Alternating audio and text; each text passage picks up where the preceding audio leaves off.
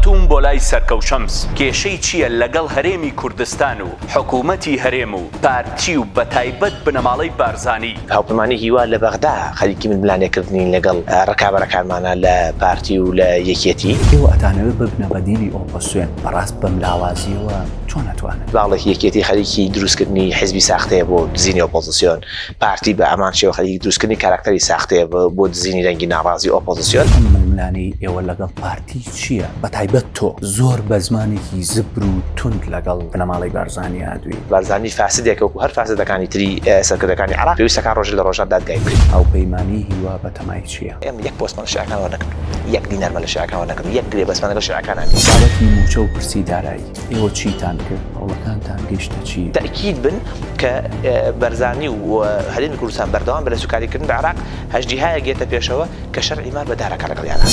ئێوە وەکو هاوپەیمانی هیوا ئەڵێن ئێمە بەڵگەمان هەیە کاکێوارێن بەڵگەمان هەیە، یعنی مامۆستا بەشیر بەڕاستی پیاوێکی ئاینیە عیبە ئەو قسە ناڕاستانەیەکە. بسمیلا مەرکەزیەت یاخود بە هەرێمکردنی سلێمانی باتان چیە لەسەرەوە؟ یعنی پێویستەکە هەموو قایمقامێت و ناحیە و قەزایەک و پارێزگایەک خۆی بوجی خۆی هەبێ ساڵانە، نەک کەبرایەکی نەخوێندەواری بەدبەختی نەشارەزا لە هەولێرەوە دابنیشێ بە ناوی وەزیری دارایی یا بە ناوی سەرۆکی حکوومەتەوە. پەیوەندی تورکیا و پارتی چۆن ئەبینیت؟ ئەوەی پارتی کات بە تێگیراوی تورکیا کاری بۆکە بۆ دژی بەکات. خۆت بەتەمای چیت؟ ئاغای بارزانی دەمەجاشی ئێرانە، دەمەجاشی ئیسرائیلە، دەمەجاشی تورکیایە، یەک وەزیری کورد نییە، یەک وەزیری کورد نییە بە نەزاهی لە عێراقات بێتە دەرەوە، هەمووی بە سەفقاتی سیاسی بەدەنگی لێکراوە و دادگای نەکراون. لەسەر مەسەلەی حەساسیەتی کوردیش ڕوز نەبێت دادگایان نەکردون، ئەگی ناوی شەرزەباری بسێ بە لەسەر خەریکی چی؟ پارتیە دژی جوڵانەی کوردیە لە سووریا، دژی جوڵانەی کوردیە لە ئێران، دژی جوڵانەی کوردیە لە تورکیا. لەگەڵ مابن پێچێ ئەمڕۆ